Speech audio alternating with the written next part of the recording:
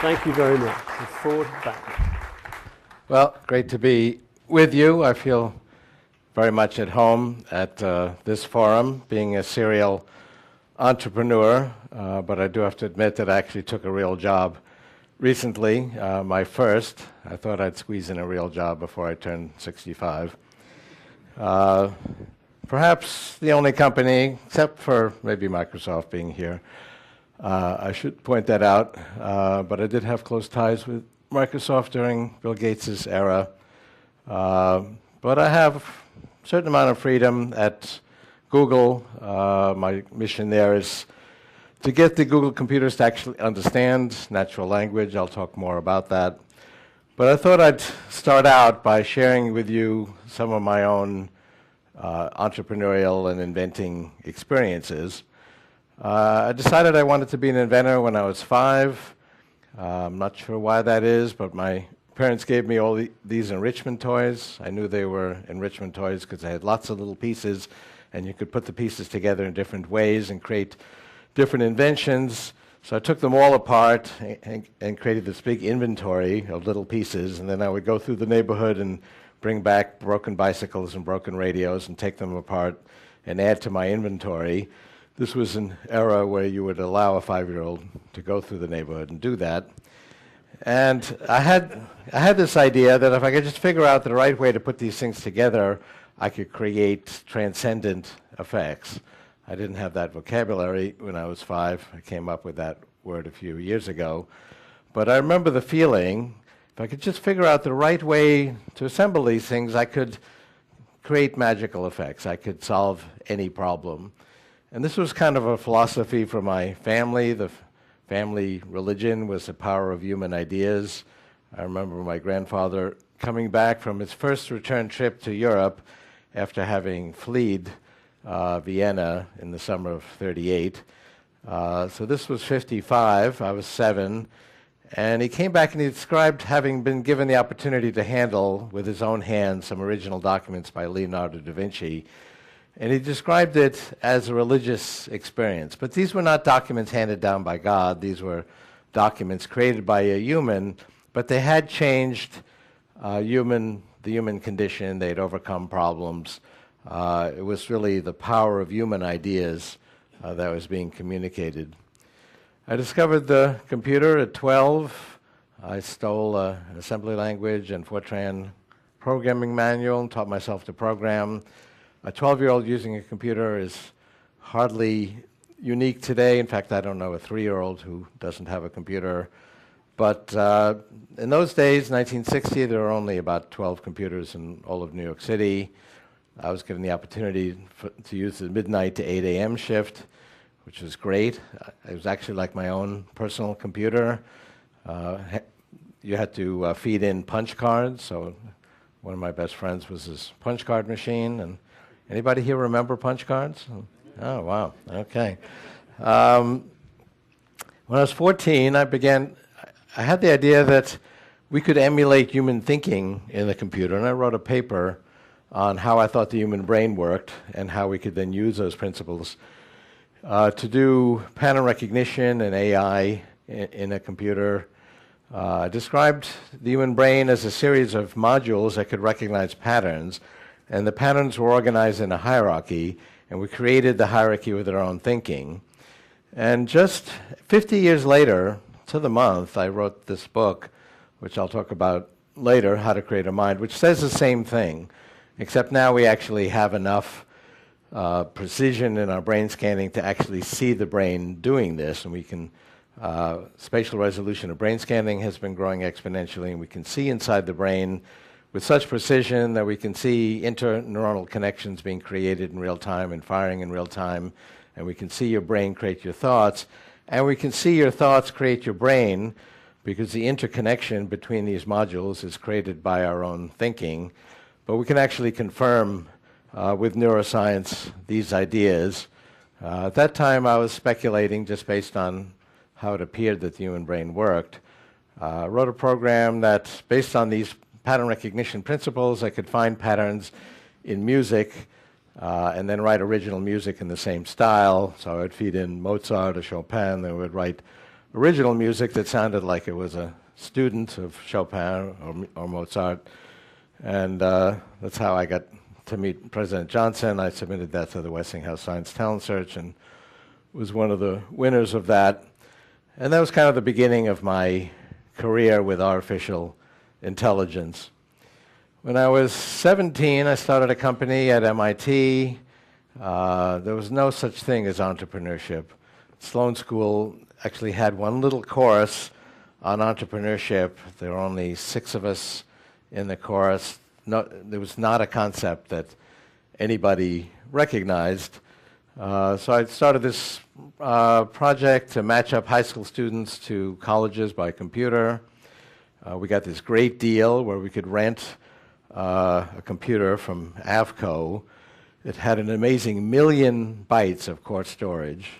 And we were able to actually rent it for only $1,000 an hour.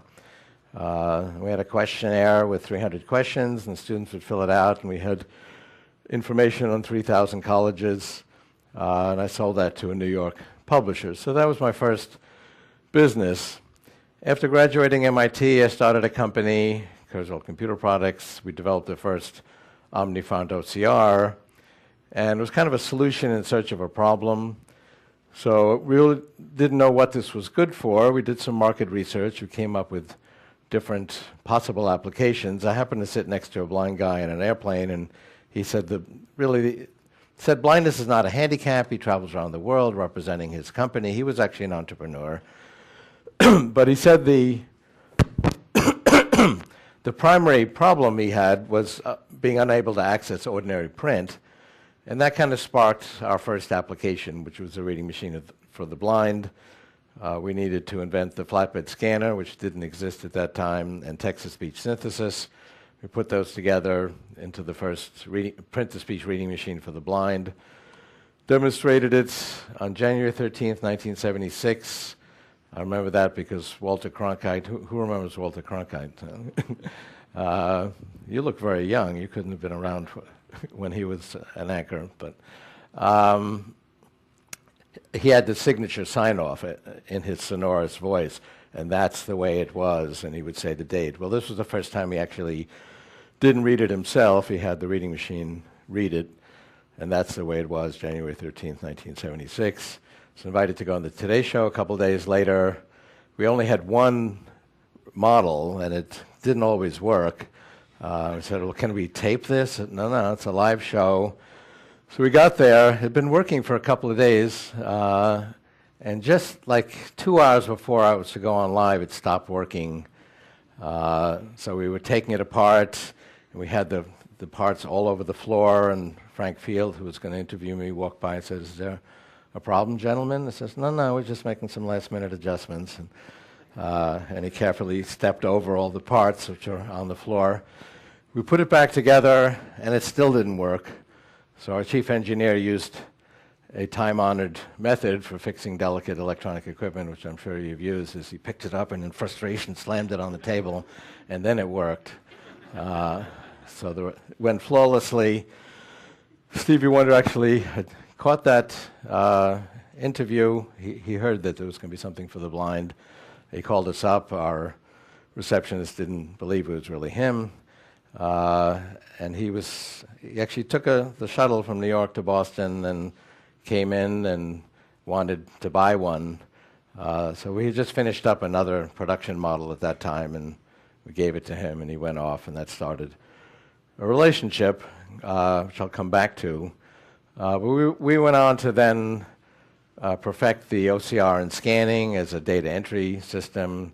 That became the basis of Nexus and Lexis, which were the first two really big databases. We went on to do actually natural language understanding and combine that with the OCR. And finally, I sold it to Xerox in 1980. They saw it as a bridge back because I had all these devices that took information and put it out onto paper because they had printing and copiers. This was a route to take information on paper and bring it back into the computer, both as images and as recognized characters. They then spun it out a few years later as a public company, Scansoft, which changed its name to Nuance, so that today is Nuance. 1982, I started two companies at the same time, which was kind of unprecedented at that time. One was Kurzweil Music System, and that gets back to Stevie Wonder. We'd been getting together whenever he was on the East Coast or I was on the West Coast, and we would talk about technology and music and technology and disabilities. And he was lamenting the state of the art in musical instruments, and that you had these 19th century acoustic instruments, which were still the instruments of choice, like pianos, guitars, violins, because they created these beautiful, rich, complex sounds. But unless you were a virtuoso, you could only play one or two of those instruments, and even if you could play them all, you couldn't play them simultaneously, and most of them were monophonic. And then there's this world of computer-based instruments where you could play a whole melody and then play it back from a sequencer and play another line over it and build up a multi-track orchestration, except the sounds that you had to use were at that time very thin. You press piano, it would sound like an organ. Press violin, it would sound like an organ. So he said, could we combine these two worlds? Could we use these very powerful control methods where you could use any type of controller and you could remember things and you could edit notes out like you edit a letter on a word processor and apply it to these beautiful rich sounds of acoustic instruments? And so I said, well, okay, I think we can do that using pattern recognition and signal processing. And he agreed to actually join our company, and we started Kurzweil Music Systems. And we then had an instrument at the 1983 NAMM show, National Association of Music Merchants, that could do that. And today that's a big division of Hyundai. It's still a major brand of musical instruments. I also started Kurzweil Applied Intelligence, which developed large vocabulary speech recognition. It was the first commercially marketed large vocabulary speech recognition. We then combined it with natural language understanding to understand the structure of medical reports, and we had products like VoiceRad for radiology, Voice Path for pathology, to allow doctors to actually dictate reports, and it had an understanding of within those domains of the meaning of the reports and would understand what it needed to have and could say, well, you left out the diagnosis, or this diagnosis really isn't consistent with these observations. That's today $1 billion business under Nuance, and that company also became part of Nuance. Nuance also acquired Dragon Systems, which was our primary competitor. Those two technologies, both Dragon and Kurzweil, were combined, and is the speech recognition from Nuance today, which is used in Siri and other products. That was based on hierarchical hidden Markov models, which was a technology we pioneered, which is, I believe, the way the human brain works, and I'll come back to that. But I believe the brain actually has a hierarchy of these recognizers, and each recognizer uses an algorithm that's mathematically equivalent to hidden Markov models, which has become the standard way of doing this type of recognition. Then I, started several other companies, which I won't bore you with. But around the time I started these two companies, Kurzweil Applied Intelligence, the speech recognition company, and Kurzweil Music, I began to be interested in timing of technology projects and the technology trends. Because I realized by that time that the key to really being successful is timing. And the inventors whose names you recognize were in the right place with the right idea at the right time. Larry Page and Sergey Brin had a great idea about, hey, we could reverse the direction of the links on the internet and see how many links come into a page and then rank the pages based on that. But they had that idea at exactly the right time. And so I began to wonder, is there something we can reliably anticipate about the timing of technologies? Because your invention has to make sense when you finish the project. And as you roll out the project, the world is changing. And if you don't think it changes quickly, look back 3 or 4 years ago. Most people didn't use social networks, wikis, blogs. It sounds like ancient history. That was only a few years ago. And things were changing quickly in 1981 as well, not as quickly. There's been a continual acceleration. Our first invention, spoken language, took hundreds of thousands of years. We then noticed that stories were drifting from storyteller to storyteller, so we wanted a way of making a permanent record, and we invented written language, and that went a lot faster, only tens of thousands of years. We wanted a better way of producing written language. The printing press took 400 years to reach a mass audience. The telephone took only 50 years to reach a quarter of the American population. Cell phone did that in 7 years. As I mentioned, social networks, wikis, and blogs took about 3 years to do that. We now see major changes in technology platforms and standards and business models in 1 year's time. And my primary advice actually to entrepreneurs, because I do some early stage investing and mentoring, is to really anticipate what the world will be like, and I'll describe a reliable way that you can anticipate certain things about the future, not everything, but there's certain very important features of the future that you can anticipate reliably, and I'll show you how predictable these particular trends are, and then make sure that your plans make sense for that future world. So one of the companies I have now that I'm still involved with, and I founded about 5 years ago, is an e-reader company. It now has, it's called MediaArc. It now has books, music, magazines, movies, television shows. So it has a media stack, and we have deals with Toshiba and HP and other major vendors. We will write down all of the major technology specifications that affect our business: display resolutions, telecommunication speeds, processing power, mobile computing parameters, and actually describe what they will be like 12 months from now, 24 months from now, 36 months from now. And I'll show you that you can do that reliably.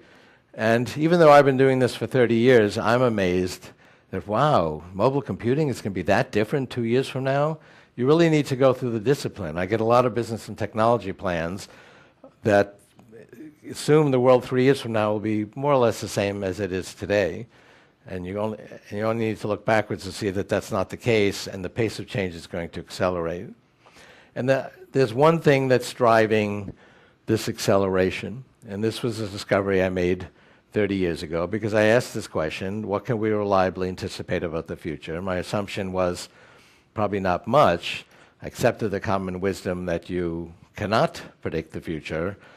But being an engineer, I thought I would gather a lot of data, and maybe if I used the right visualization tools and squinted at it, maybe I could make some educated guesses as to where technology will be.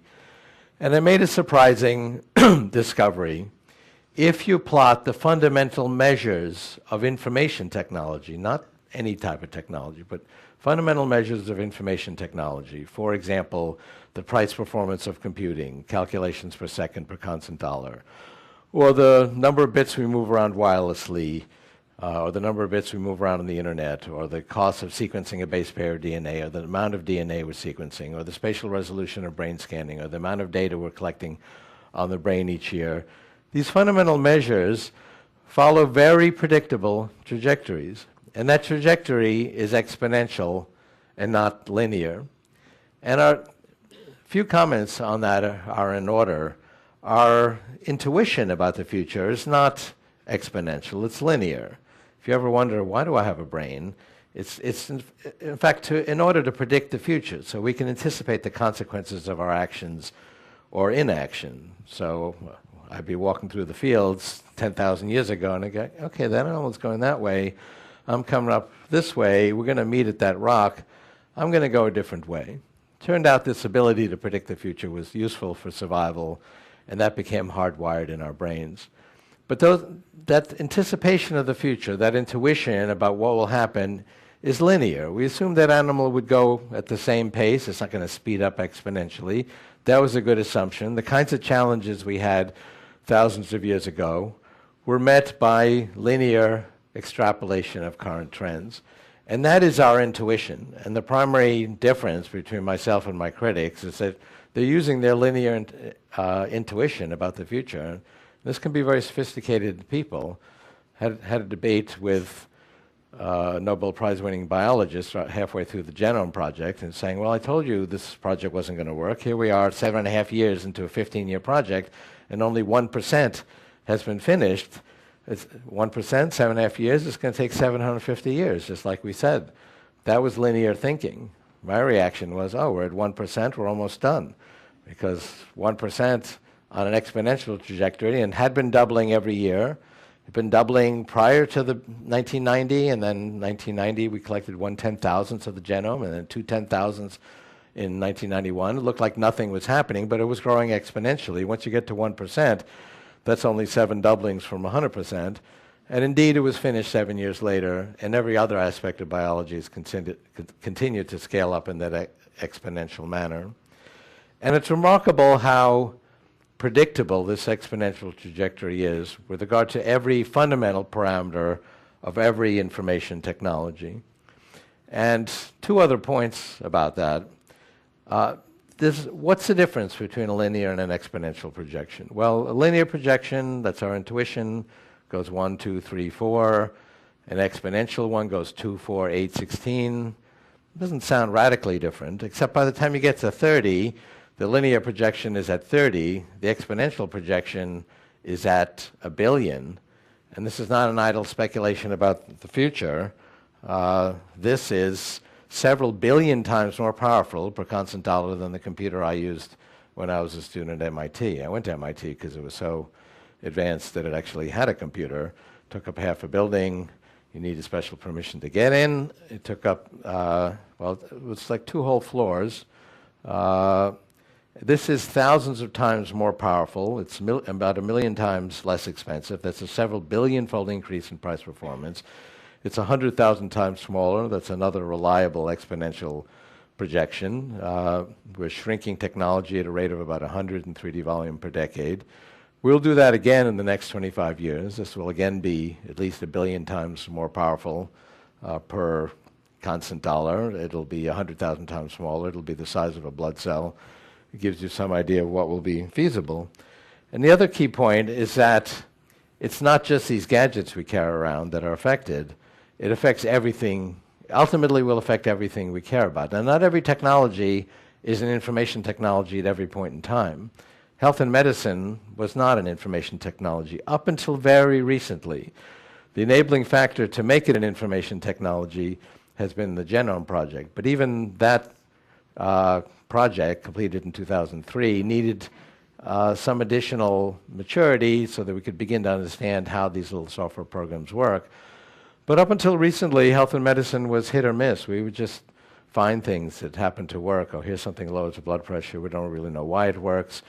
We automated the process to some extent, so we'd go through a list of 20,000 compounds to find something that had a desired effect, like lowering blood pressure or killing HIV, but we didn't really know why they worked, and we couldn't really design them. Kind of an era of tool making where we just find tools. Oh, okay, this rock could make a good hammer. We couldn't actually use tools to create tools.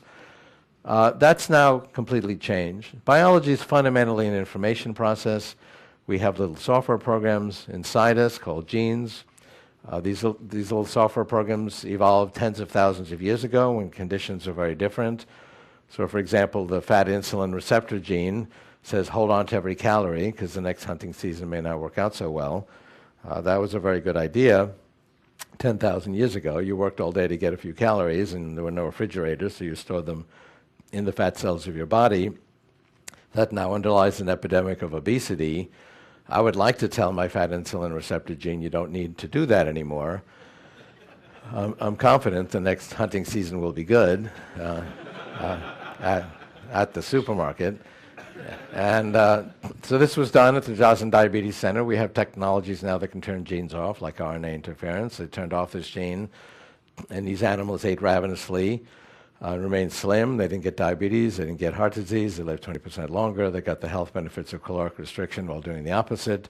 We have technologies that can add genes. So I'm involved with a company where we take cells out of the throat of patients with a disease called pulmonary hypertension. Now, most diseases involve a whole network of genes. It's not one gene, one disease in most cases, but this disease is one gene. If you're missing this gene, you probably will get this terminal disease, life expectancy 2 years on diagnosis. We scrape the cells out of the throat, add the gene in vitro so it doesn't trigger the immune system, which was one of the problems with earlier forms of gene therapy, expect that it got done correctly, replicate the cell several millionfold, another new technology. Now we have millions of cells with that patient's DNA, but with the gene they're missing, inject it back in the body, goes through the bloodstream, the body recognizes them as lung cells, and this has actually cured this fatal disease. There's many other examples of this.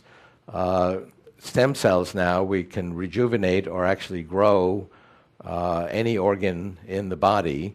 And if you're wondering why you're not hearing much about this old controversy about stem cell research, it's because we've programmed our way around it. We can now take a skin cell, add 4 genes, change it into the equivalent of an embryonic stem cell called an IPC, induced pluripotent cell, and then you can specialize that to be any type of cell in the body. The ethicists who are opposed to embryonic stem cell research support this because even though it's equivalent of an embryonic stem cell, there's no embryo involved. And anyway, if you want a new liver, you'd like it to have your DNA, not the DNA of some other embryo. So just in the news a couple of weeks ago, this girl had a damaged windpipe, and she couldn't speak, it was affecting her breathing, it was actually threatening to her health. So using computer modeling, they modeled her windpipe on a computer using a 3D printer, which I'll get to in a moment. They printed out with biodegradable materials the biodegradable scaffolding of her windpipe, populated it with her stem cells, grew her windpipe in a petri dish, and installed it surgically, and she now has a windpipe with her own DNA. This has been done for years with tracheas. It's been done with more complex organs like kidneys in animals. My father had a heart attack in 1961, and he could hardly walk, and he then died of this. 50% of all heart attack survivors have a damaged heart called low ejection fraction. You can now fix that with a stem cell therapy with a beating heart, and I've talked to people who could hardly walk and are now rejuvenated. You have to be a medical tourist because the FDA hasn't approved this yet, but that will happen within a few years. I could go on for a long time about these examples, but the point is that we've now taken health and medicine based on biology from being a hit or miss affair, and therefore linear, still useful, but not exponential, to where it is now an information technology, basically reprogramming biology as the information process that it truly is. And therefore, it's subject to this law of accelerating returns, which is a doubling in power every year. These technologies are already 1,000 times more powerful than they were when the Genome Project was completed in 2003. They'll be 1,000 times more powerful in 10 years, 1,000,000 times more powerful than today in 20 years, and it will be a very different era. So let me just show you quickly, so we have time for questions, just how predictable this is. This is that first graph that I had in 1981. I had it through 1980. This goes through 2009. This is the price performance of computing. Calculations per second for constant $1,000. Goes back to the 1890 census. So first of all, this is a logarithmic scale. So we're not adding to something, we're actually adding zeros or orders of magnitude. So every labeled level there is 100,000 times greater than the level below it. So this little curve represents trillions-fold increase in the amount of computation you can get for the same cost since the 1890 census, several billion-fold just since I was a student. People look at this and they go, oh, Moore's Law. But Moore's Law had actually only been underway for 6 or 7 years when I did this first version of this graph. And Moore's Law has to do with shrinking the size of transistors on an integrated circuit. That was not the first paradigm to bring exponential growth to computing. It was the fifth. In the 1950s, they were shrinking vacuum tubes, making them smaller and smaller to keep that exponential growth going. CBS predicted the election of Eisenhower using a vacuum tube-based computer, the first time the networks did that, 1952. Remember that? I was 4, so I don't remember it. But they finally couldn't shrink the vacuum tubes anymore and keep the vacuum. I have a little museum, and we have computer with tiny little vacuum tubes, and that was about the end of the line for vacuum tubes. But that was not the end of the line for this ongoing law of accelerating returns having to do with price performance of computing. It just went to the fourth paradigm, transistors, and then the fifth paradigm. And people say, oh, Moore's law is coming to an end, as if that means that's the end of the law of accelerating returns, and that Moore's law is basically this exponential growth, and it's the only paradigm that does that. Moore's law is one paradigm of many just within computation, and computation is one example among many of different forms of information technology that have this exponential growth. If you talk to Judson Ratner, the CTO of Intel, he'll tell you they have the sixth paradigm, which is self-organizing three-dimensional molecular circuits working in their labs. They expect the crossover to be in the teen years, well before we run out of speed with flat integrated circuits, which is the fifth paradigm. But the most important thing about this is look at how smooth and predictable a curve that is. I had it through 1980 and 81 and projected it out to 2050, and it's exactly where it should be now in 2013. I mean, where's World War I or World War II or the Great Depression or the Cold War? People say, well, it must have slowed down during the recent recession, although they don't say that here in Silicon Valley, because clearly that has not been the case. It's a very inexorable, predictable trajectory. And then people say, well, why are we working so hard? If it just does it on its own, why don't we all just sit back and relax and let it happen? And then it wouldn't happen. So I think what we can rely on and what we can predict is the passion of people such as all of you to be innovative and create the next innovations. And we create these innovations in an exponential, multiplicative fashion. We're using the computers today of 2013 to create the computers of 2014 and 2015, and we try to make them twice as powerful. We don't try to go from 1 billion calculations per second to 1 billion and 100. We try to make it 2 billion, and that is a remarkably predictable trajectory. And a straight line is exponential growth. That's actually slow exponential. There's been slow exponential rise in the rate of exponential growth. It took 3 years to double the price performance of computing in 1900, 2 years in 1950, 12 months in the year 2000. It's now down to 11 months. But even just one level of exponential growth, 30 doublings, is multiplying by 1 billion. And you could buy one transistor for $1 in 1968. You can buy 10 billion today. They're better because they're smaller, therefore they're faster. The cost of a transistor cycle has been coming down by about half every year. That's a 50% deflation rate, and that's true of every form of information technology. So the fact that you can buy an Android phone or an iPhone that's twice as good as the one 2 years ago for half the price is because of this 50% deflation rate. And we put some of that improved price performance in price, so prices come down. We put some of it into performance, so performance goes up. But it's a 50% deflation rate. So if you want to calculate 1 million instructions per second, or communicate 1 million bits wirelessly, or sequence 1 million base pairs of DNA, it'll cost you half as much as it did a year ago. And more the economy is becoming information technology. It will really dominate the economy by the 2020s. And the economists worry about deflation. We had massive deflation during the Depression, Great Depression. That was a different cause. That was a collapse of consumer confidence. But nonetheless, if you can get the same stuff, and I'll get to three-dimensional printing in a moment, so I do mean stuff, for half the cost of a year ago, you'll buy more. I mean, that's economics 101. But are you really going to double your consumption and do that year after year to keep up with this 50% deflation rate?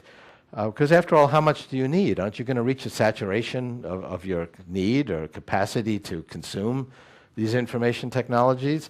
And if you only increase it, say, 50%, then the size of the economy, not as measured in bits, bytes, and base pairs, but as measured in constant currency, will shrink.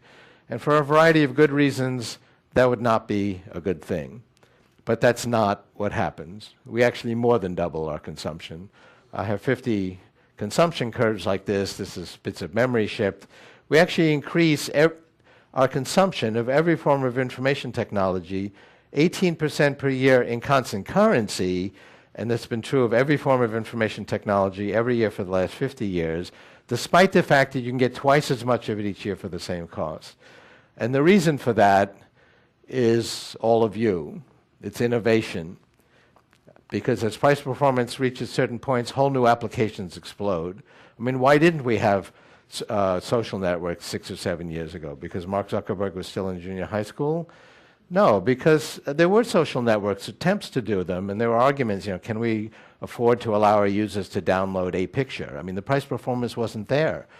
In the book I wrote in the 1980s, I anticipated, first of all, the web, because I saw the ARPANET growing exponentially, but it was only connecting a few thousand scientists. It's the predecessor to the internet and to the web.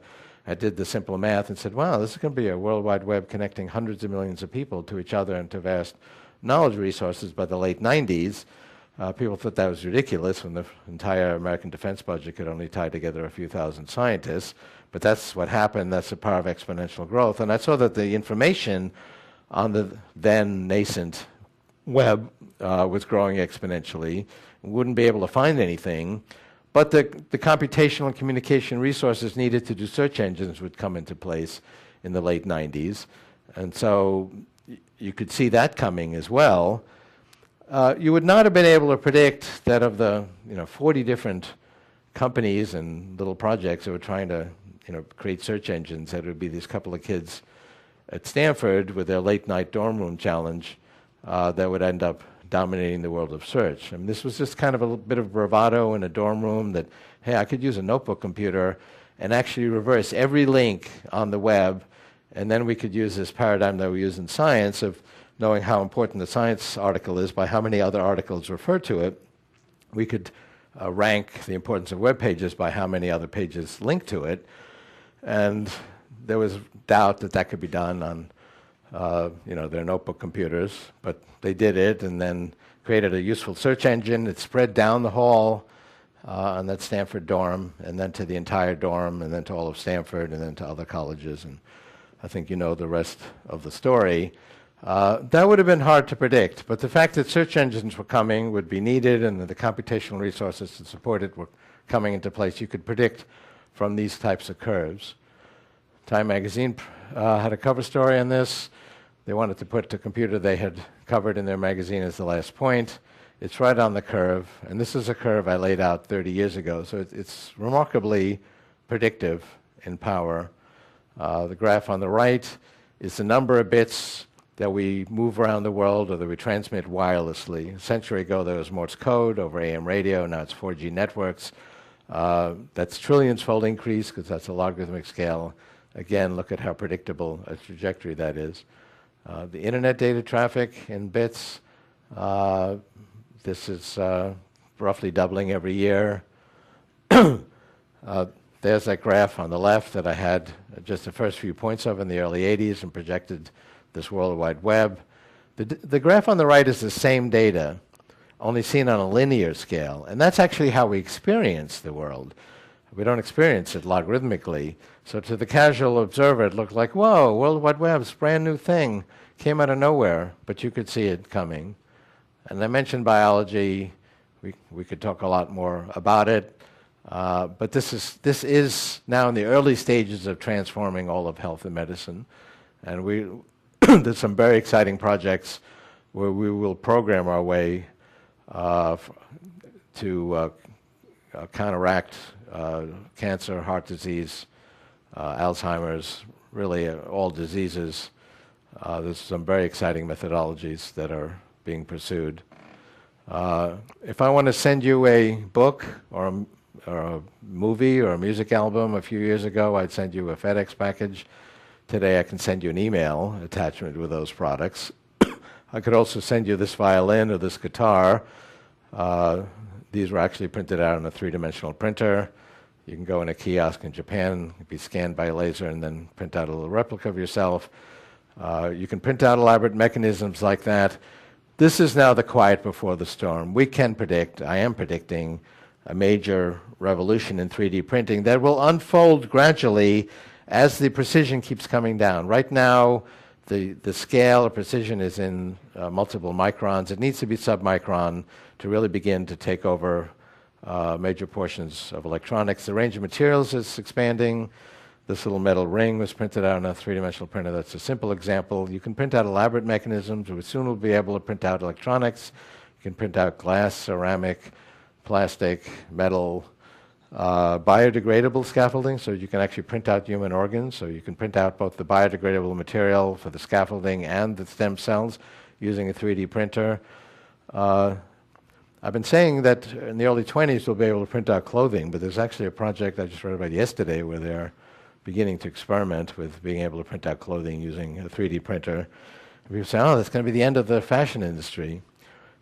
And indeed, there will be millions of free designs that you can download and then print out at pennies per pound, because that's what it costs to use a 3D printer. But that's not going to lead to the destruction of the fashion industry any more than turning music and movies and books into digital products has destroyed those industries. And yes, there are millions of free songs, books, movies that you can download for free, and you can have a very good time with all of these free media products, and yet people still spend money to get Harry Potter or the latest blockbuster, music from their favorite artists, and you have a coexistence of an open source market with very high quality products and a proprietary market, and you also have a coexistence then of illegal downloading of the proprietary products, which isn't always a bad thing. I mean, Microsoft here started out with this famous letter by Bill Gates to Byte magazine, the first computer magazine, complaining about this illegal copying of these Microsoft basic paper tapes, and that this was just like stealing something from your grocery store. But it did establish Microsoft Basic as the standard, and then enabled Microsoft to then sell follow-on products. And a lot of people have said that Microsoft wouldn't exist had it not been for that illegal downloading. So it's complicated, but software hasn't been destroyed. I mean, Microsoft and Google are both $250 billion companies. The music industry has not been destroyed. If you look at the revenues, they've actually gone up because of the greater ease with which you can distribute and promote these products using online business models. Business models have certainly been destroyed, and they're still in flux, but the overall revenues of publishing, music, movies has actually grown, despite the fact that you can get all these free products.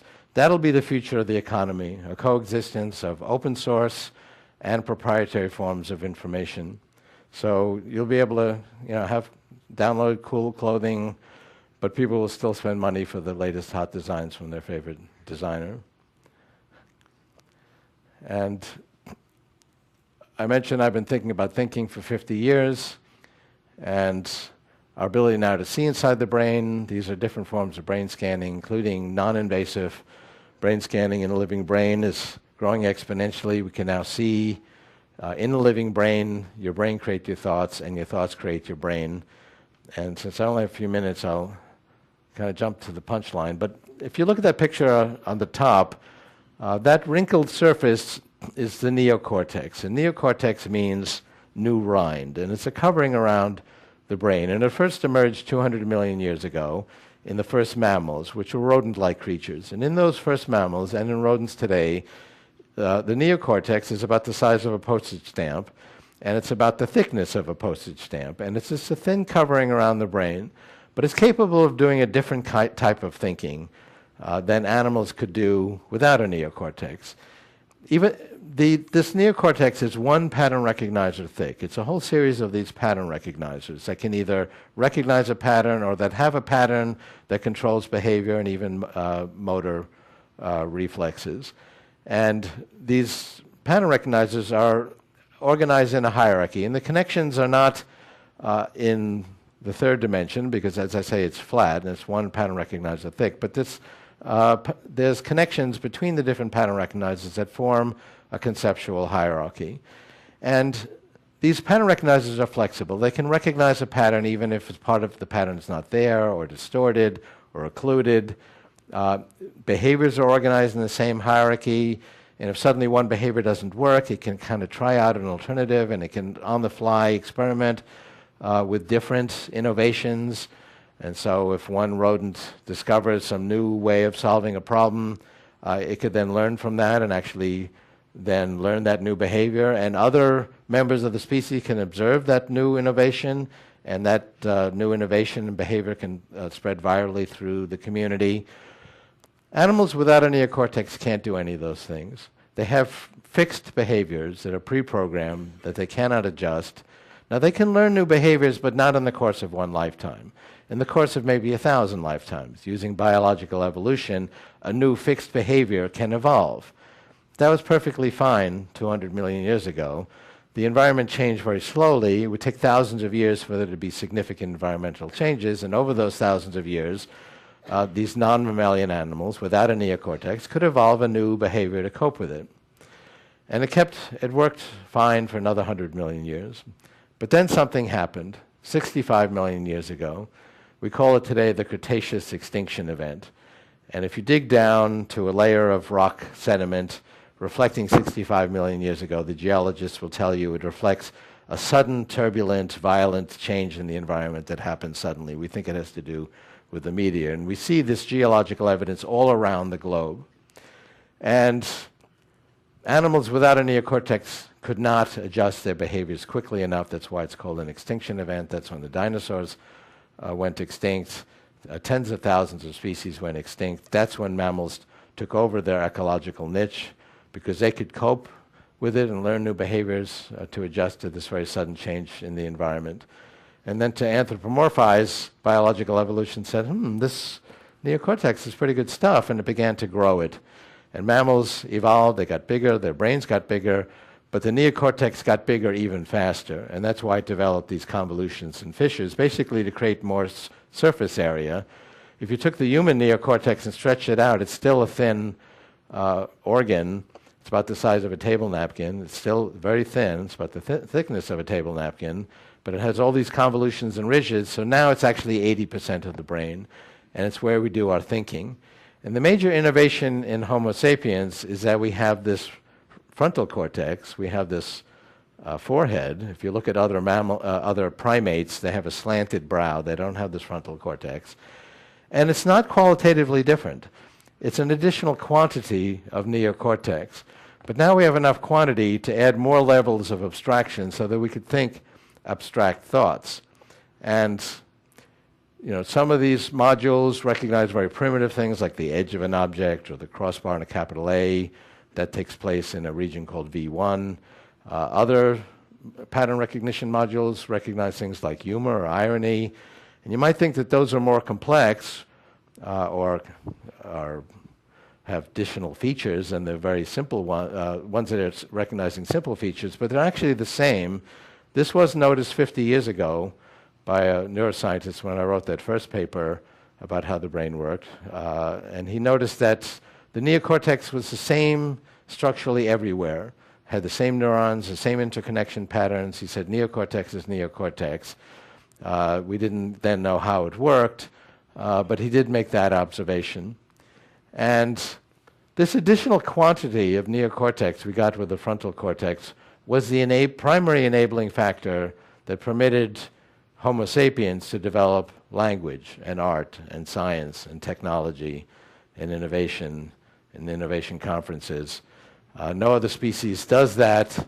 Yes, chimpanzees can use language with sign language and so on, but if you look at the sentences they form, they're all very simple subject, predicate, object structures. They don't have this indefinite, complex hierarchical structure that human language has. They can create tools, but they're simple tools, and they can't use the tools to create another generation of tools, so they don't have an evolutionary process of tool making and of innovation. It was that additional neocortex that enabled us to do that. And I'll just describe quickly how that works. So there's a lot of redundancy, so I've got hundreds of these little modules, and this is kind of a symbol of what one of those modules looks like. And I've got hundreds that recognize a crossbar to a capital A, and that's all they care about. A beautiful song could play, a pretty girl could walk by, they don't care. But if they see crossbar to a capital A, they get very excited, and they say crossbar, and a high probability comes out of the output axon. These modules, by the way, are not neurons. They're a module of about 100 neurons. One of the pieces of research that came out just recently is that there are these modules of 100 neurons that are repeated throughout the neocortex, and there's no plasticity, no rewiring within those modules, but there's complete rewiring between the modules.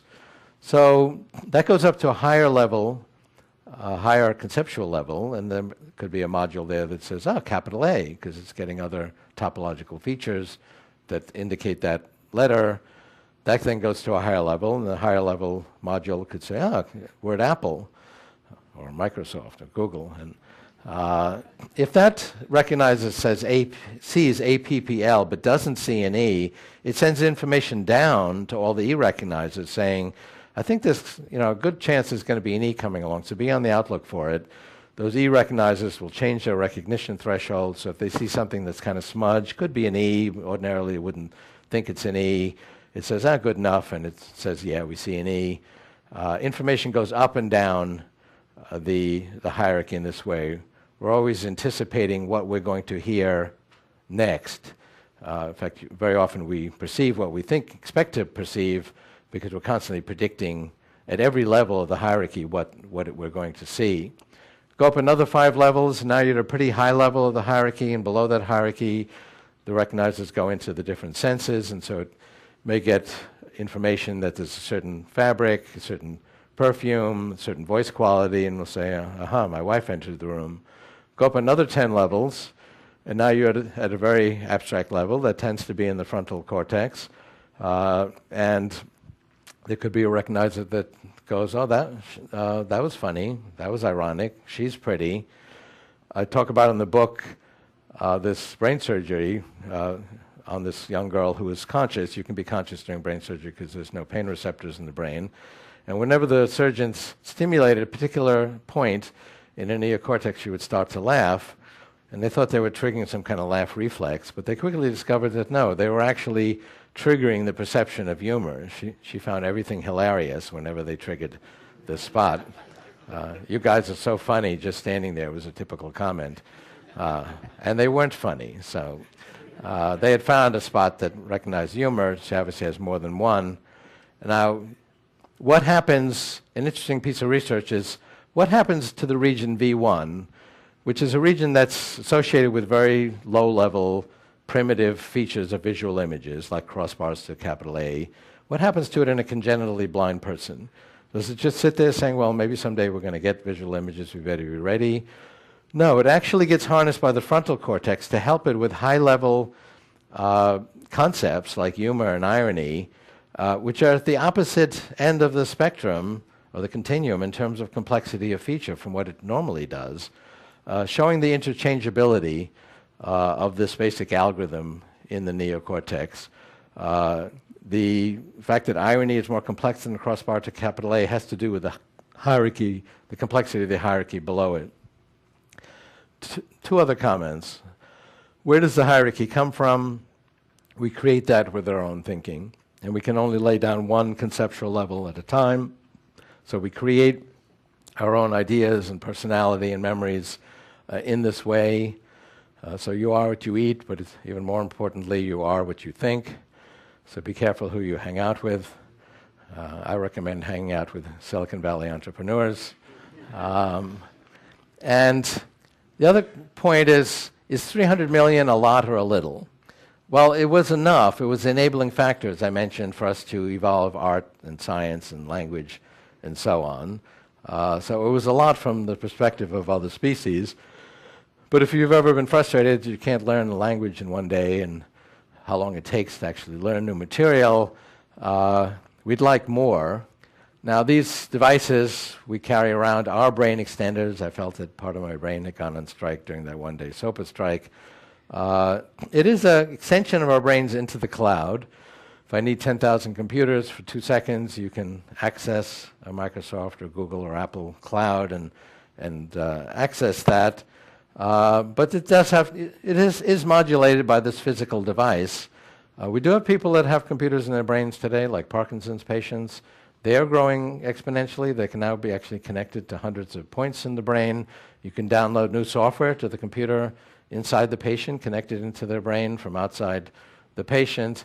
They're small, they're pea-sized, so they can use minimally invasive surgery, but it does require surgery. I mentioned we're shrinking technology at an exponential rate. These will be the size of blood cells by the 2030s. We'll have millions of nanobots in our bloodstream, augmenting our immune system. That's a whole other story, but also going inside our brain, and basically just putting our brain on the cloud. And the cloud is pure information technology. It's doubling in power every year. So someone's approaching me and I want to say something clever, and I need more than 300 million pattern recognizers. I need maybe 1 billion or 10 billion for 3 seconds, just like I can access now 10,000 computers or 1 million computers for a few seconds in the cloud. I'll be able to access more neocortex. We'll be able to expand our neocortex into the cloud. That'll have certain benefits. We can back it up. It'll be faster because synthetic neocortex is 1 million times faster than the biological one. But the main point is we will expand our neocortex into the cloud in the 2030s.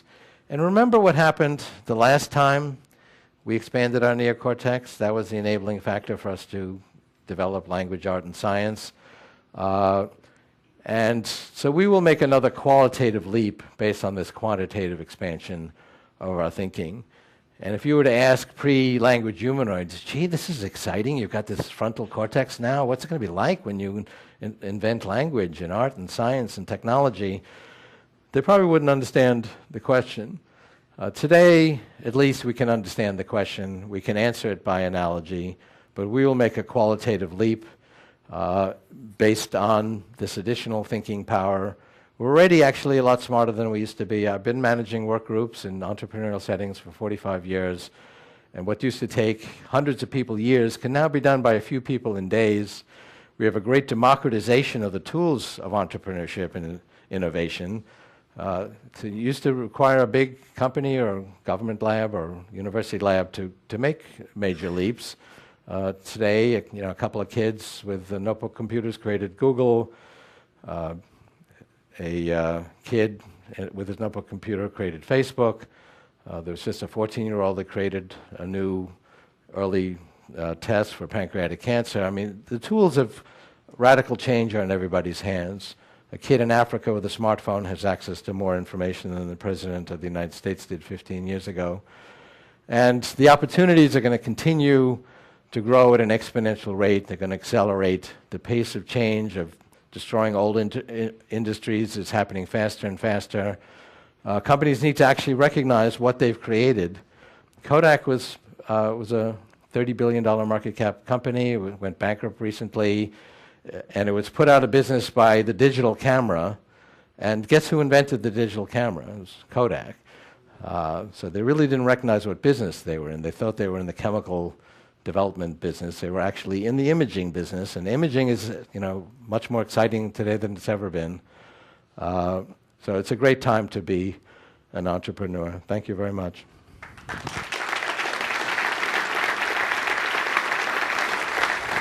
Thank you very much, Ray. This was terrific. Thanks. Do you have time for a few questions? Yeah, I'm not going anywhere. Anybody have any questions? Yes, there's a question over there. Let me see if I can get a microphone for you. Do we have microphones? Yes. Natalie's. Do you have a microphone, Natalie? Or please ask your question. I'll repeat the question. My voice carries. Dave Snyder. You've described the exponential growth, and appreciate that. But doesn't come with that exponential increase in complexity and an exponential increase in opportunities for errors to creep in? And so, if you could comment on the challenges for safety and for coping skills, we sometimes are overwhelmed by the technology we deal with, and you go out of the door in the morning and it's very complicated what you have to deal with. Well, can you comment on that? Sure. Computers are actually getting simpler to use. They're becoming more what we consider humans to be. We don't have to become engineers to use them. When I started using computers in the 1960s, you had to be an engineer to use a computer, and today, everybody uses them, and we can talk to them in natural language. In terms of reliability, companies like Microsoft and Google each spend billions of dollars on security and reliability. The cloud is actually the best place to put your information. Computers are increasingly relating to us in human terms, like natural language. Watson is a very good example of that from IBM.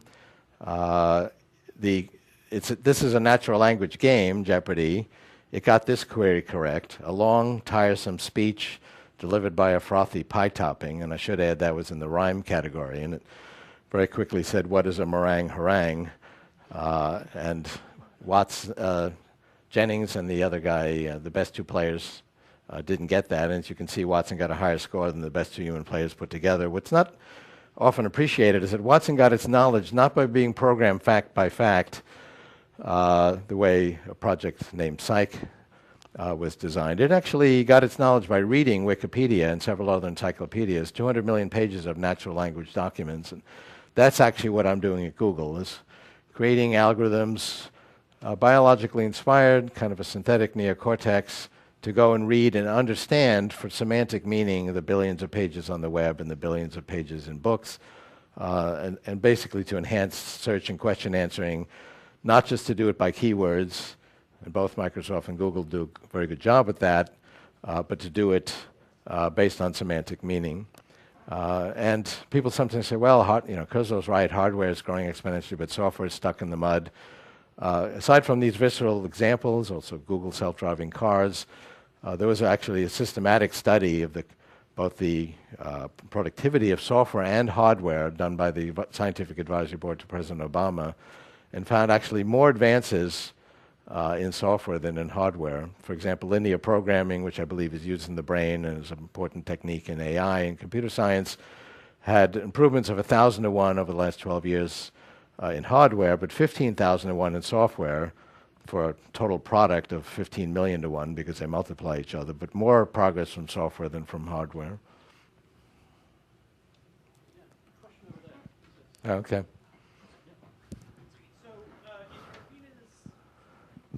In arenas where our brains are competing with computers, in something like security where a password is being put up against a brute force machine, how do you think we're going to compete in the future? Well, I don't think it's a competition.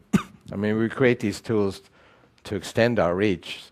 So I couldn't reach that fruit at the higher branch. So 1,000 years ago, I invented a tool to allow me to extend my physical reach. And certainly these devices now extend our mental reach, and we have access to vast amounts of information and knowledge and problem solving with our tools. But we create them to basically make ourselves smarter. It's not an alien invasion of these intelligent machines to compete with us from Mars. I mean, that's my view of it. And, the idea of AI running amok and kind of being a species apart and destroying us is the theme of many science futurism movies. But if we look at how it's actually going, we see it very well integrated. We see over 1 billion smartphones, 7 billion cell phones. There's billions of computerized devices around the world. And these technologies, people say, oh, only the wealthy and the elite are going to have these. And I say, yeah, like cell phones, where you had to be, in fact, wealthy and elite to get a mobile phone, but only the wealthy get these technologies at a point when they don't work. By the time they work well and do 1 million things, according to the Apple, Microsoft, and Google ads, they're almost free. You've got 30% penetration of cell phones in Africa, and so I could go on in that vein. But they're basically enhancements of the human condition, is my view.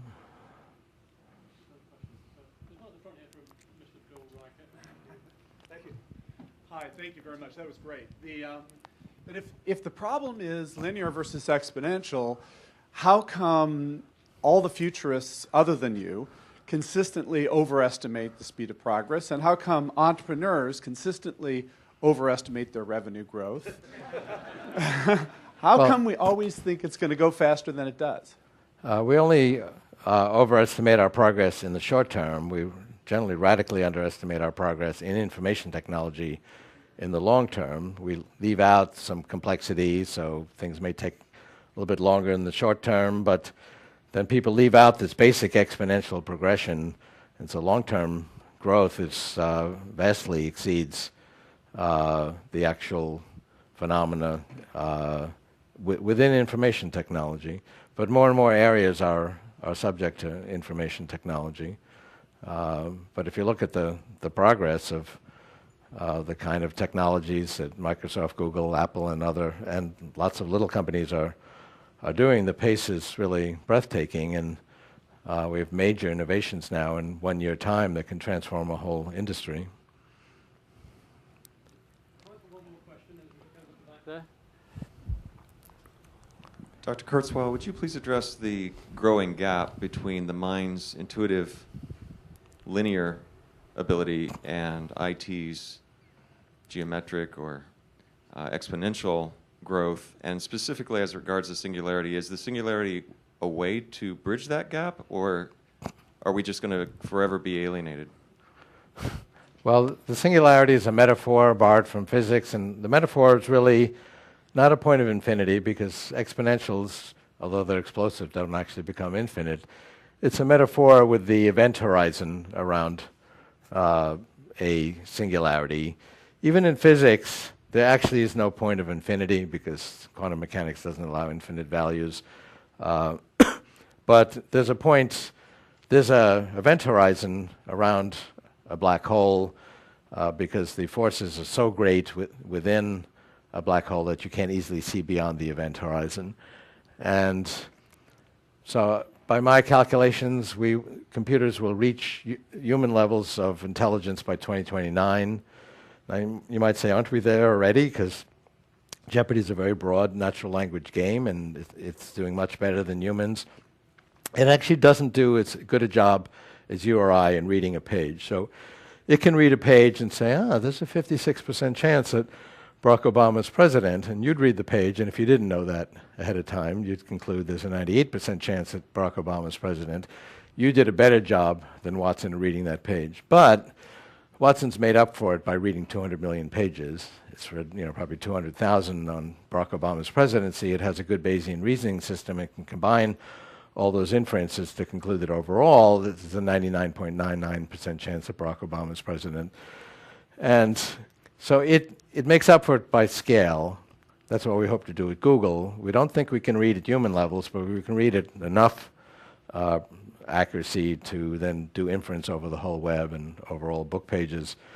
But by 2029, I think they will read at human levels and then go beyond that.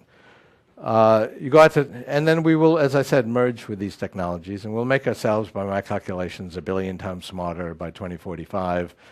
That's such a profound transformation that we borrow this metaphor from physics. But we're doing things today that were unimaginable. I'm continually making predictions that people think are ridiculous because they look at the current situation, and we agree more or less on what the current status of things are. And then critics apply their linear intuition and just think these projections are ridiculous. Here is the progression we've made. Oops. This is the progress we've made in longevity. We've quadrupled it in 1,000 years. We've doubled it in 200 years. People actually forget what conditions are like. I told these junior high school students that I gave a lecture to recently that they would all be senior citizens if it hadn't been for this progress. But this was before health and medicine was an information technology. Now that it is an information technology, now that we have the enabling factors like the genome and enough understanding of how that software works, that this will go into high gear in the fairly near future. According to my models, 15 years from now, we'll be adding more than a year every year to your remaining life expectancy. And I've been actually thinking, some people actually accept this very readily, this exponential perspective, and some people are very resistant to it, including brilliant, accomplished people, and I'm trying to wonder why that is. It does have a little bit to do with age. These junior high school students were very receptive to this idea. They came up to me afterwards and said, yeah, things were so different when I was 8. So they've seen enough change in the last 3 or 4 years since they started using computers. Anyway, thank you very much.